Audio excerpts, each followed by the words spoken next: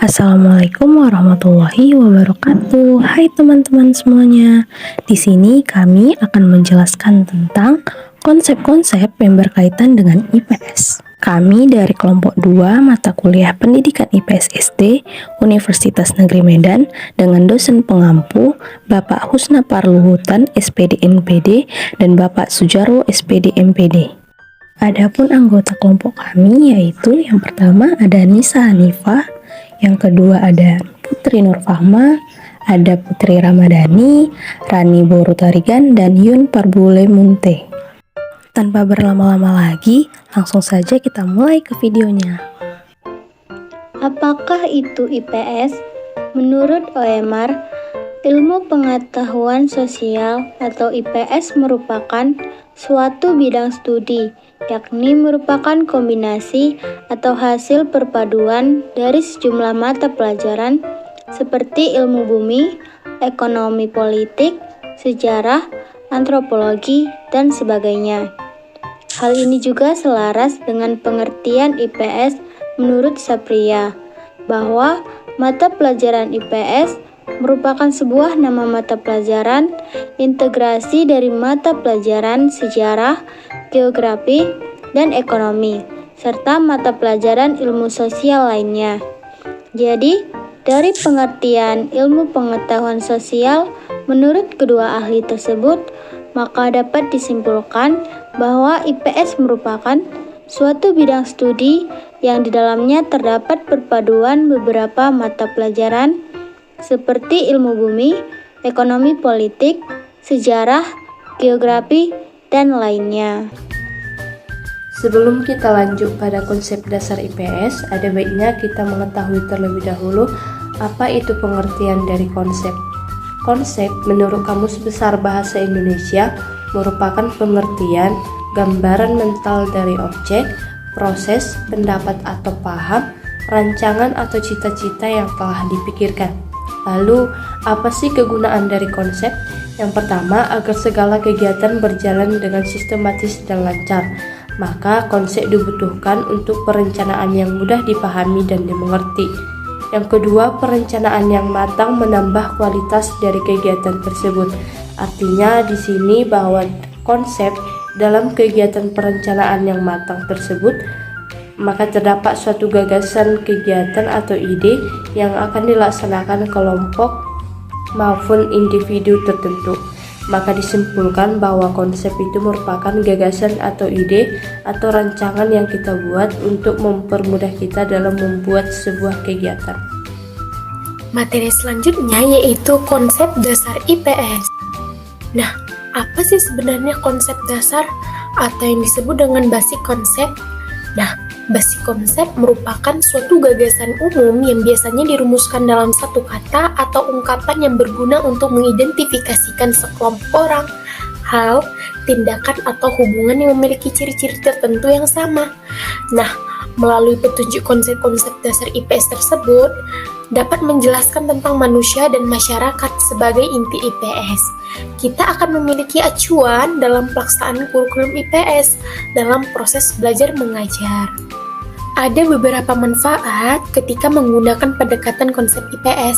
Yang pertama, dalam mengajar berbagai topik atau sub pokok bahasan yang tertulis dalam GBPP Guru dapat mengarahkan berbagai kegiatan belajar yang direncanakan agar tertuju kepada pemahaman konsep-konsep dasar IPS. Yang kedua, dalam belajar, anak dapat mengaitkan berbagai fakta, gagasan, dan peristiwa lepas topik-topik yang dipelajari sehingga mereka mudah menarik kesimpulan. Yang ketiga, dengan memahami konsep-konsep dasar IPS, anak akan memahami pengalaman dan informasi baru yang diterima secara lebih baik. Ada beberapa kriteria dalam memilih konsep IPS.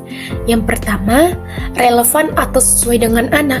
Yang kedua, membantu menjelaskan tentang kegiatan atau aktivitas manusia, tingkah laku manusia, dan pengalaman hidup bermasyarakat. Dan yang ketiga, membantu anak agar memahami lingkungan sosialnya. Dan yang terakhir, didukung oleh kenyataan atau evidensi dan beragam sumber belajar.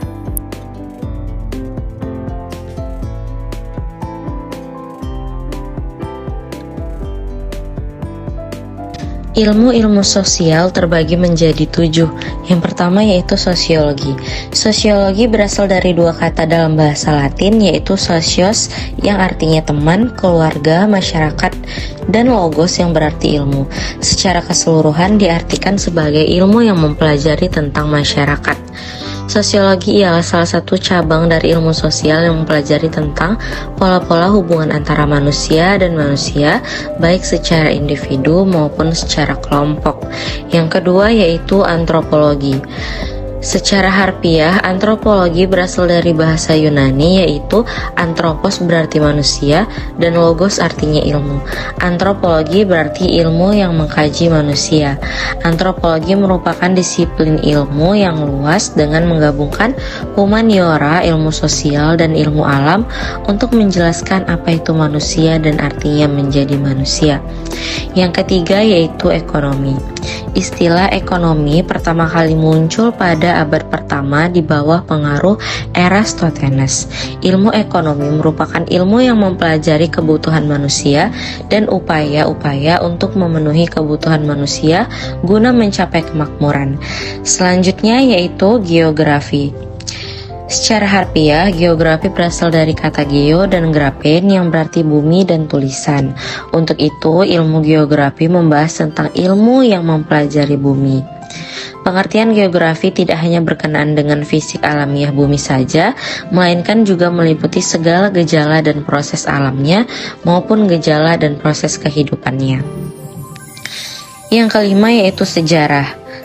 Kajian ilmu sejarah sangat menjadi sebuah kajian jejak dan sejarah yang terjadi memuat kehidupan manusia di masa lalu, sekarang, dan masa yang akan datang.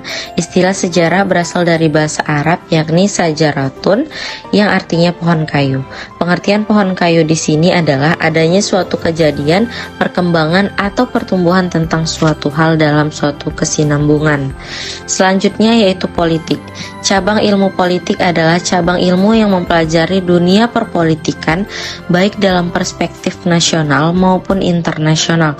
Ilmu politik akan menjangkau tentang apa itu yang namanya demokrasi, apa itu yang namanya parlemen, politisi, pemerintahan, dan pemilihan umum. Dan yang terakhir yaitu psikologi. Ilmu psikologi secara bahasa berasal dari bahasa Yunani psike yang berarti jiwa dan logos yang berarti ilmu. Psikologi diartikan sebagai ilmu yang berkaitan dengan proses mental baik normal maupun abnormal dan pengaruhnya terhadap perilaku yakni gejala dan kejiwaan manusia. Sekian video dari kelompok kami, semoga bermanfaat untuk kita semua. See you on next project. Terima kasih.